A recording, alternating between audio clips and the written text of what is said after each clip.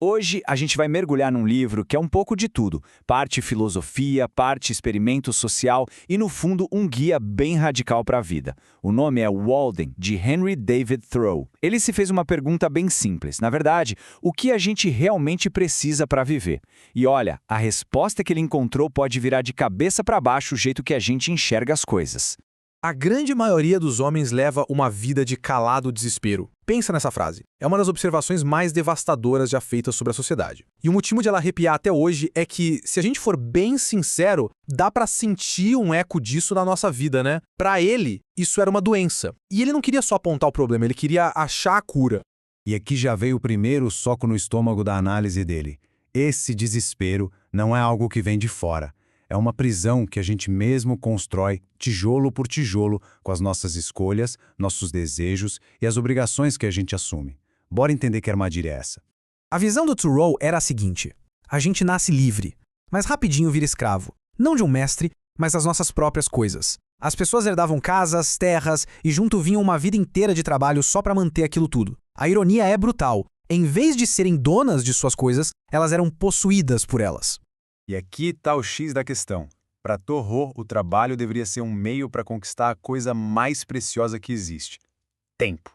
Tempo para pensar, para crescer, para viver de verdade, com integridade. Só que o que ele via era exatamente o contrário. As pessoas trocavam todo o tempo de vida delas por coisas, transformando o trabalho numa penitência e a si mesmas em máquinas, presas em preocupações que no fundo nem eram tão importantes assim. Mas, afinal, quem era esse cara que fazia uma crítica tão pesada? Henry David Thoreau não era nem de longe o filósofo que a gente imagina. Ele era uma figura complexa, provocadora e, para muita gente, bem inconveniente. Então, quem era o homem por trás dessas ideias tão radicais? Bom, segundo quem conviveu com ele era uma figura, digamos, difícil de engolir. Chamavam ele de pregador com o dedo em riste, misântropo, irredutível, uma nuvem de calças, como se vivesse pairando acima das preocupações do dia a dia. E, fisicamente, era considerado feio como pecado, um bicho do mato que se sentia mais à vontade entre árvores do que entre pessoas. E o mais curioso é que essa descrição não veio de um inimigo, não. Quem disse isso foi um amigo dele, o famoso escritor Nathaniel Hawthorne. Isso só mostra que ser diferentão não era só nas ideias, era o jeito dele de ser mesmo. Então, o que um cara assim, se sentindo um peixe fora d'água, numa sociedade que ele achava desesperadora, faz? Ele toma uma atitude radical. Ele simplesmente se retira para os bosques para começar um experimento de vida intencional. E o plano foi colocado em prática direitinho. Ele começou a cortar a madeira lá para o fim de março e, em maio, a estrutura da cabana já estava de pé. Mas a data da mudança, essa foi pura poesia. 4 de julho. No mesmo dia em que os Estados Unidos comemoravam a independência política da Inglaterra, Thoreau declarava sua independência pessoal da sociedade. E ele viveu essa declaração por 2 anos e 2 meses. E qual o preço dessa liberdade toda? Se prepare. O custo total para construir a casa dele, do zero, foi de exatos $28,12,5. Sim, um valor que, mesmo para aquela época, era chocantemente baixo. E olha só essa lista. Isso aqui mostra que o Thoreau não era só um poeta, ele era um cara prático. Ele não ficou só sonhando com a autossuficiência, ele fez a planilha. Cada prego, cada tijolo usado, cada centavo foi anotado. Isso prova um ponto fundamental. A ideia dele não era uma fantasia, era um projeto concreto e radicalmente acessível. Mas o experimento não era só sobre construir uma casa barata.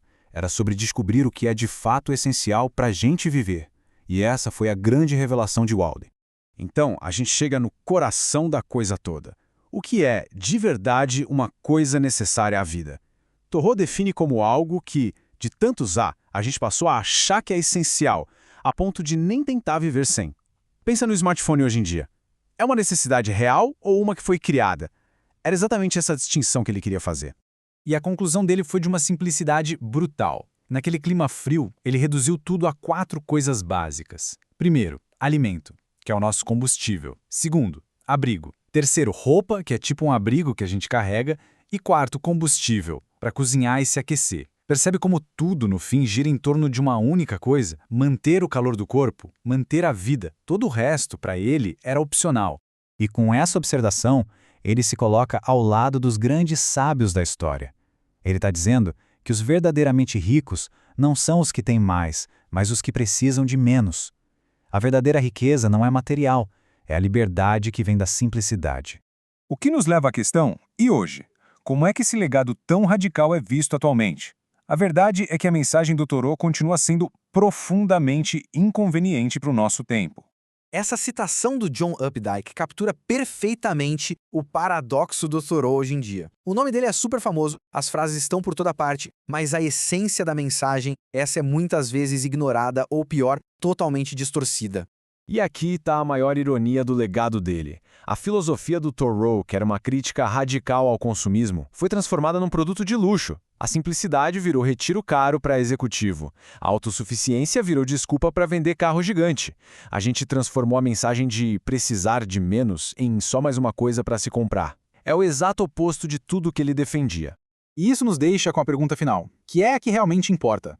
O legado do Thoreau não é um guia de como construir uma cabana. É um espelho. É um convite para a gente olhar para a nossa própria vida, nossos confortos, nossas assinaturas de streaming, nossas telas, e perguntar: o que disso tudo é realmente necessário? E o que é só uma versão mais moderna e confortável daquele mesmo desespero calado? A resposta honesta para essa pergunta talvez seja o legado mais poderoso e inconveniente que Thoreau nos deixou.